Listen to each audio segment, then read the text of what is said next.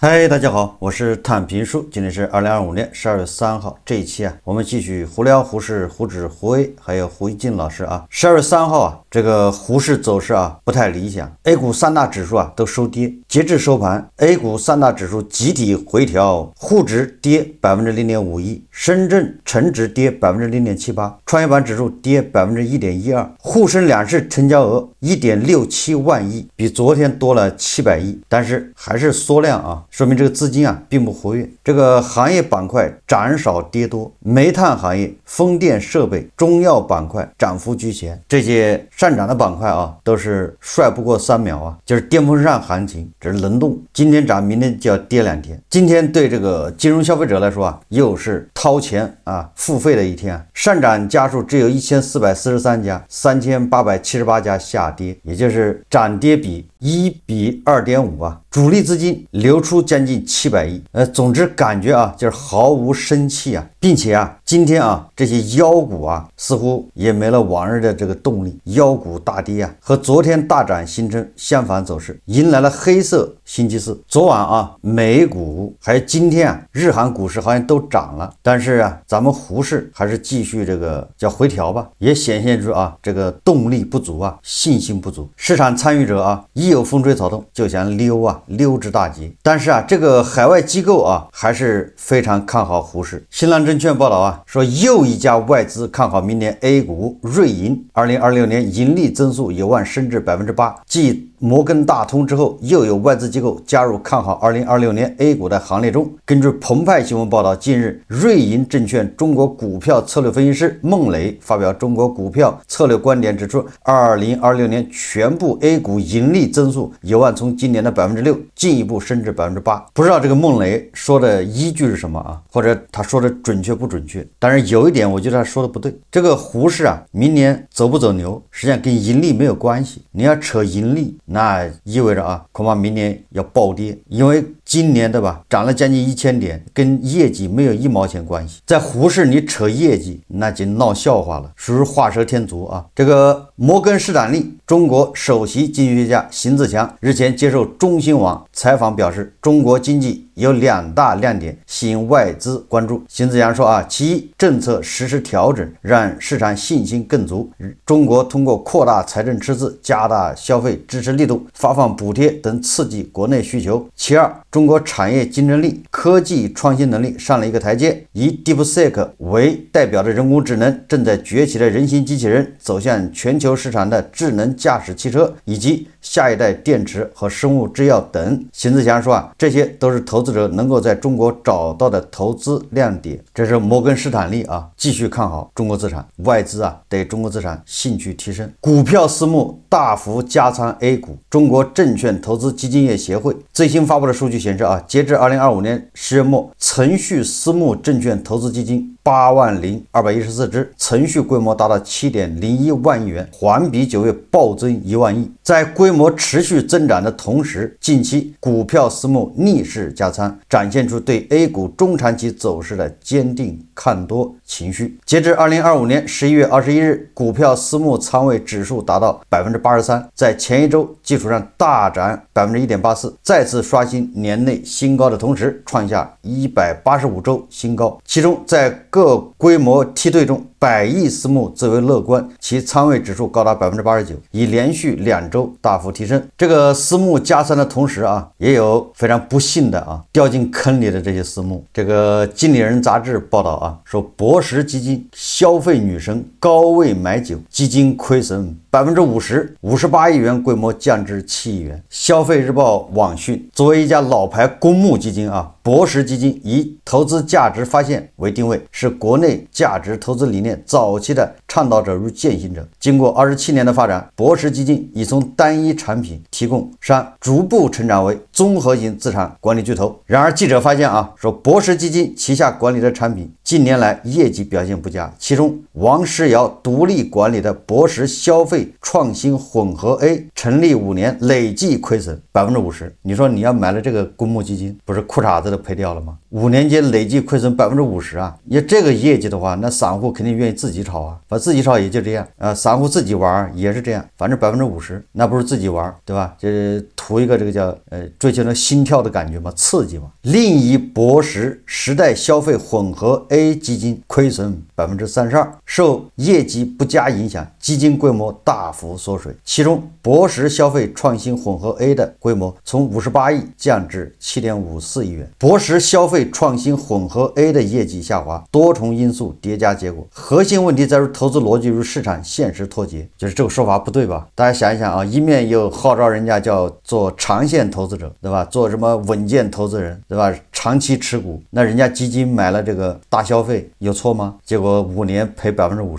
實際上啊，所謂的牛市啊，指數牛市，如果你沒有買科技股，沒有買銀行股，那你大概率啊也是賺了個寂寞，就是炒了個寂寞。你比如说那個上海爺叔，咱們老拿他做舉例子啊，你看看他這一年給了他一個機會，3.8塊走的機會，他也不敢走啊，畢竟離他解套還遠，不就是一個寂寞嗎？對吧？還有啊，大消費裡面的那主力肯定是茅台啊，這就不用說了啊，茅台是以前各大基金抱團的。我今天看啊，有的平台茅台居然賣1399，当然了，這恐怕也是促銷啊，可能限購，你可能只能賣1瓶。但是不管怎麼說啊，它已經跌破了這個指導價1499了，現在已經1399，而且這是個趨勢啊，也就是未來茅台它一定是1499以下，這還沒完呢，對吧？這只是第一步啊，先到1499，下一步啊就要跌到1000，就要破1000，就是茅台的價格就是3位數，這個一定會出現。我們也說過了啊，這個茅台什麼時候見底，那把這個當做一個經濟見底、房地產見底的一個指標之一，也就是茅台的跌不動了，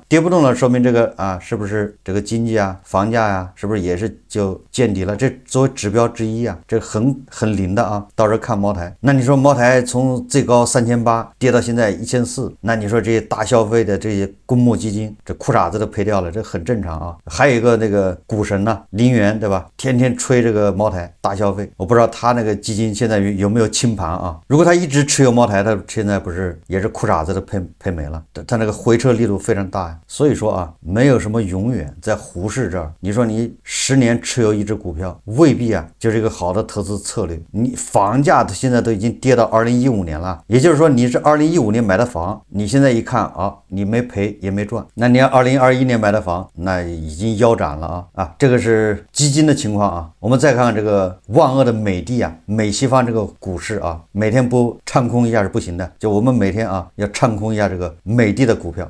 我今天看到一個新聞呢，說的是戴爾，造筆記本的戴爾，說戴爾捐62億美元給美國孩子買美股，2500萬兒童賬戶每個將獲250美元，這個是怎麼回事呢？說的是啊，特朗普上台之後啊，不是要給美國的新生兒設立什麼1000美元的這個叫投資賬戶吧？說的不一定準確啊，就是這個意思。從2025年出生的美國兒童，每個人都有個1000美元的這個投資賬戶，然後這個賬戶也叫特朗普賬戶。這個賬戶幹什麼呢？好像這個你就往裡放，給他充1000美元，然後買股票，大概這樣子就是投資嘛。完了，等到他18歲的時候，他就可以用。這個錢呢，你可以用來交學費，也可以用來自己這個買房，或者是什麼房屋裝修啊等等啊。結果這個戴爾的夫婦啊，他就覺得，那你這個2025年出生的孩子才有這個政策，那他呢就把這個調了一下。2025年之前大概是2010年吧出生的孩子，那現在大概就是從0到10歲，這個美國一共有2500萬兒童。那這個2500萬兒童呢，戴爾說他給每個兒童設立一個250美元的投資賬戶，每個兒童都有。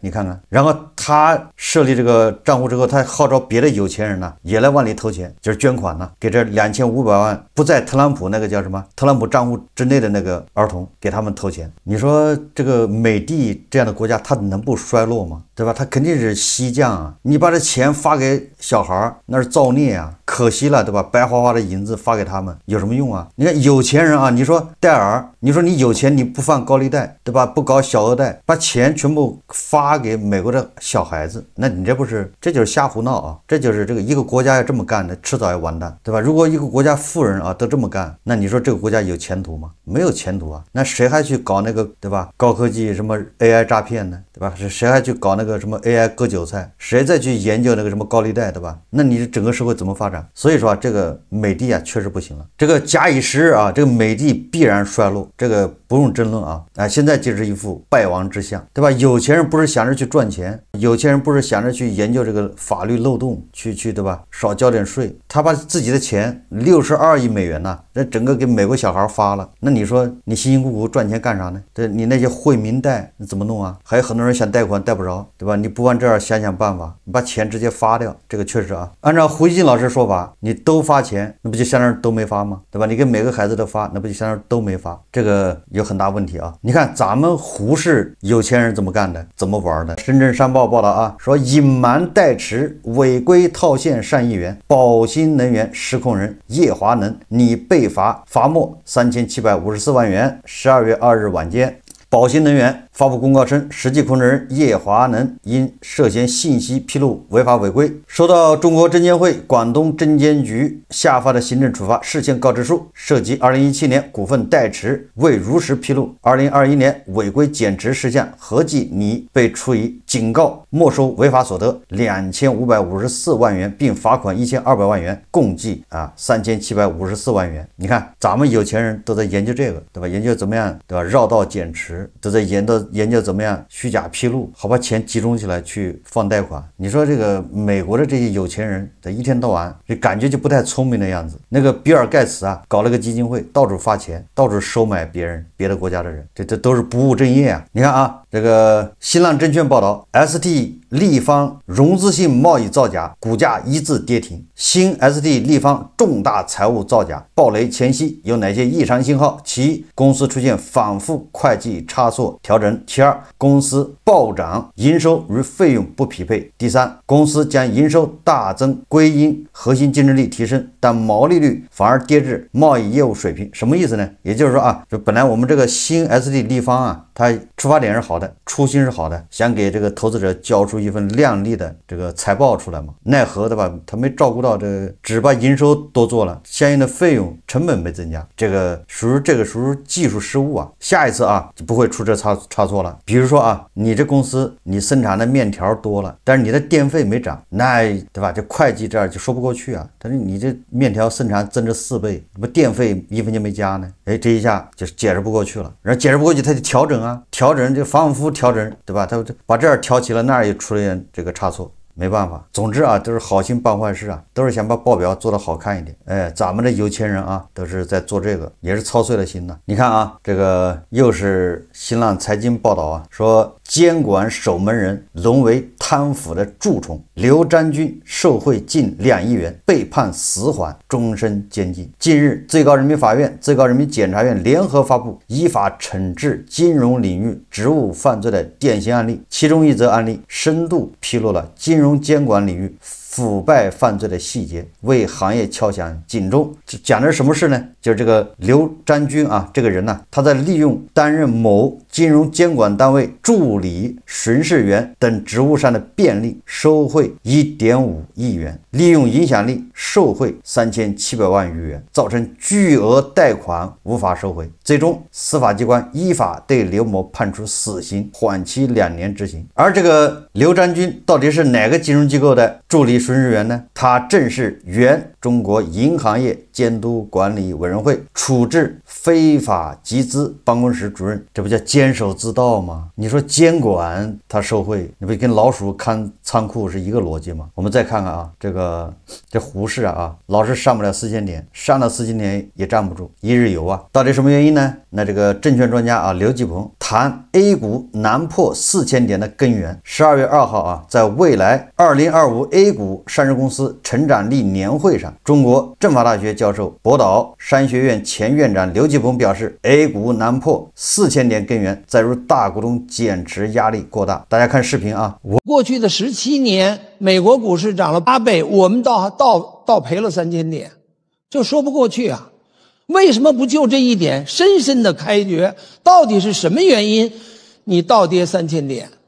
我們這17年的經濟周期可是不錯的。那08年中國被稱為世界經濟的一盞明燈啊，沙漠中的綠洲，黑暗中的明燈，都是這麼稱呼的因此從這個意義上來講，我們為什麼經濟好的時候股市也這樣？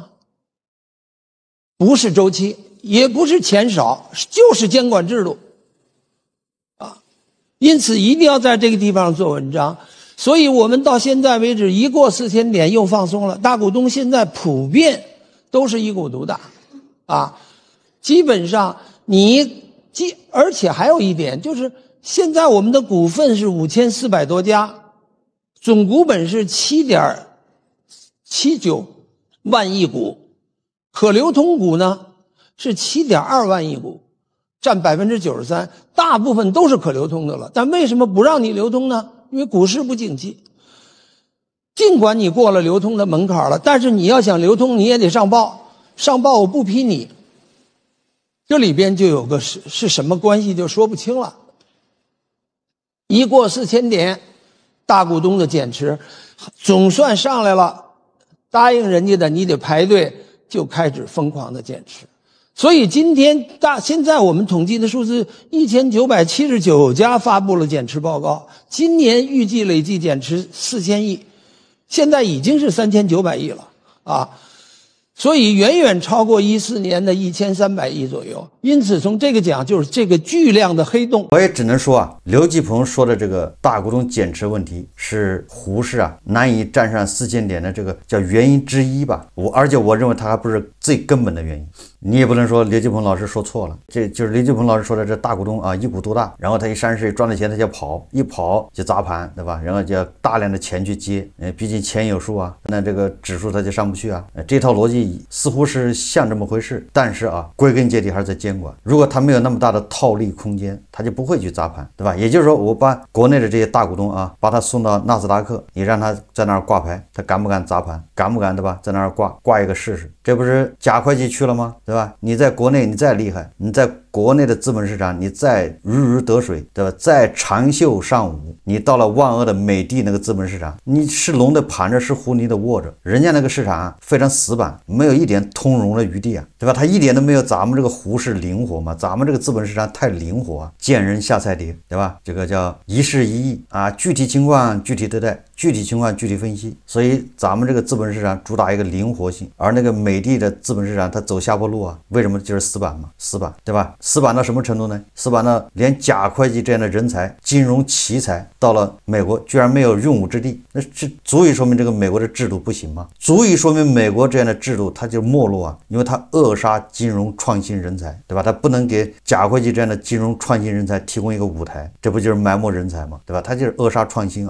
沒毛病你看我們這個監管多操心吧這個進入年尾，有的 SD 公司因長期財務造假披星戴帽，有的則走向退市。A 股炒小炒差的風氣已經轉向，這是第一財經日報報道的說 SD 股年末遭密集監管， A 股炒小炒差風氣逆轉，也就是監管操碎了心，為了對這些中小投資者負責不准他去炒那些垃圾股，因為垃圾股很多馬上就退市了。但是中國的這個金融消費者他也喜歡炒這個垃圾股，就像有人喜歡吃那個長沙臭豆腐一樣的，吃榴蓮，吃那個臭鳜魚，喜歡吃臭味的，有人專門要吃那個，那監管就管他，这不要去炒那个，你炒那個危險，你越不讓我炒越要去炒。說以往部分資金喜歡炒小炒差，寄希望入 SD 股，鹹魚翻身，如今資金正從博傻轉向避險。我們再看這個在胡適現在講故事要趁早，要趁熱，要趁流量。如果你講的不是時候，金融消費者他也不聽也不認。你看前一陣子不是有這個賣火腿腸的說要搞芯片嗎？在前面是什麼公司印名片的哎，他是搞算力。這個故事啊，這個金融消費者都是聽的，但是啊，也有不聽的啊。這個我看有媒體報道啊，說这個中國戶外鼻祖跨界造芯片遭市場冷眼，說是什麼呢？12月2號，均在前一交易日晚間公告了跨界收購半導體企業規劃的探路者。探路者不就是做戶外那個用具的，對吧？服裝是吧？鞋子什麼的，這是創業板上市的，和园林股份。园林股份幹啥的？这聽着名字也知道啊，對吧？搞綠化的，股價雙雙下跌10%，探路者股價大跌12%，市值一天蒸發12.6億。為啥呢？就是因為這些公司啊，跨界收購芯片企業。過去你一說你收購芯片企業搞芯片，馬上股價先給你來幾個漲停。現在不了啊，現在這個金融消費者是被套慘了啊，被這個割慘了。所以說一聽這個也開始警惕了啊。他這文章很長，咱就不介紹了啊。總之啊，這些公司手上有俩錢，就跑到深圳或者是上海收购那種做芯片的那些公司啊，收购人家51%股權，然後就號稱我也開始造芯片了。但是這些芯片公司，因為你講故事需要這些芯片公司啊，需要題材啊，而這些芯片公司實際上在市場也不多，真正說標的就是質量不錯的啊，營收啊或者它的技術啊，那這些一定很貴，對吧？它的估值非常高，你收它你也花很多錢，然後它暫時也盈利不了，所以很多啊弄得不好就变成一個純粹的講故事。實際上是正常邏輯啊，就是如果這些芯片公司真的不錯的話，它完全可以自己到科創板上市，為啥要賣給你啊？再不行我可以到，對吧，創業板上市，再不行甚至還可以繞到香港或者，對吧，想办法去納斯達克。也就是說啊，真正的好的公司它不会賣给你的，你可以作為一個財務投資者，你出錢給人家，對吧？然後你佔人家10%股份，作為一個財務投資者啊，但是你要控制人家，你把人家要吸納到你這個公司裡面，那真正的好公司是不會這麼幹的。要這麼幹的多多少少都是有問題。當然了，也有好消息啊，也有悲壯的消息。這個每日經濟新聞報道啊，說有一家上市公司老闆啊，號召自己的員工買股票，買自己的股票，說了啊，賠了老闆了兜底，你看賺了都是你們的，賠錢是我的。這是哪一家公司呢？每日經濟新聞報道說，鼓勵員工買自家股票，總金額1.48億元。上市公司老闆承諾虧了我兜底，結果虧損真的很嚴重，其所持股份已被全部凍結。12月2號，塗料龍頭亞視創能發布公告稱，公司控股股東上海創能民投投資有限公司實際控制人李金忠所持有的全部公司股份被冷後凍結。為什麼冷後凍結呢？因為創能民持有公司股份是7865萬股，實際控制人李金忠持有公司股份2030萬股分別占公司總股本的18.3%、4.7%。公告提到說本次冷后凍結的原因主要為公司2期員工持股計劃存續期屆滿日，且目前嚴重虧損。創能民及李金忠在承擔部分持有人兜底責任後，出現資金周轉困難，暫時無法兌現所有兜底清償金額，因此持有人李某申請財產保全。上海市青浦區人民法院對創能民李金忠所持有的公司股份予以凍結。亞視創能曾於2020年及2021年先後推出2期員工持股計劃，旨在激勵員工並綁定公司利益。然而隨着公司股價持續下跌，這2期持股計劃卻將員工深度套牢，並最終觸發控股股東兜底責任。一般的這個員工持股計劃，它一般的設計都這麼設計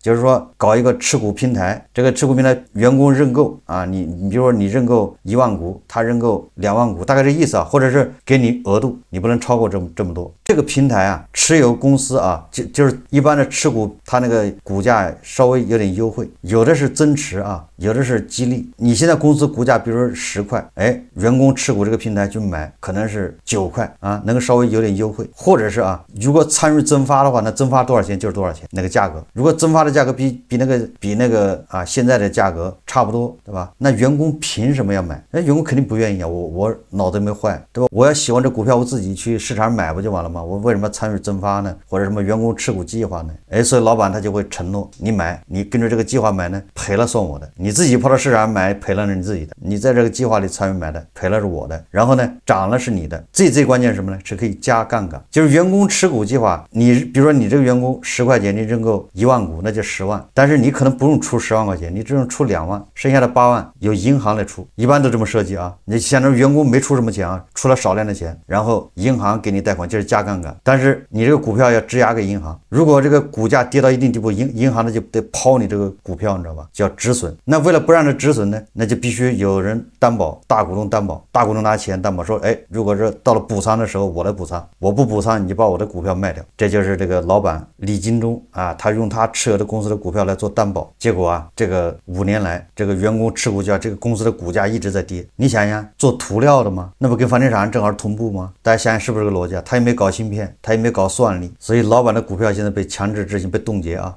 我實話實說啊，我覺得這個老闆啊，雖敗猶榮，畢竟他是為員工謀福利，他用自己來承擔風險，對吧？如果賠了，是他出錢，賺了員工賺錢，人家是真的做到了，所以說叫雖敗猶榮，這樣的老闆啊還是不錯的。雖然他對吧，公司經營不行，那沒辦法，這是大環境啊，房地產就這樣，你做塗料的能好得了嗎？這個事情實際上告訴我們什麼呢？就我們不是來笑話這個老闆，也不是笑話這個員工，我們實際上這個就給我們敲一個警鐘，就連你老闆連高管都不知道自己公司的股價會怎麼走，你說作為一個投資者，作為我們對吧，小白一個韭菜，你怎麼可能知道這公司以後是好還是壞呢？你還長期投資，就是作為韭菜的吧，作為牛馬，我們應該汲取這樣的一個經驗教訓，就是老闆他都不知道他自己公司會這麼走勢，股價如果他要知道股價跌成這樣，他會去擔保嗎？他還會讓員工去買嗎？他肯定是信心滿滿啊，這就相當於這個老闆在炒自己公司的股票嘛。那就像那個萬科的吧，萬科在他暴雷之前，應該是前年嘛，17塊錢增持自己公司股票，萬科的管理層決定的，17塊錢一股增持了多少股啊，對吧？10幾個億吧，幾十個億可能，結果好像是6塊錢拋的，一股賠10塊，現在跌到5塊，也就是你看看管理層、董事長、財務總監，他都不知道萬科股價會怎麼走，你說你對吧？一個小白，你知道那公司股價怎麼走啊？這個塗料龍頭對吧？亞視創能這個老闆，他可以騙員工對吧？或者可以騙投資人，他難道連自己也騙嗎？他去兜底對吧？說明他極端看好自己的公司未來發展，極端看好自己的股價也漲。2020年正好是房地產，2020年是房地產烈火噴油的時候，那時候業績正好對吧？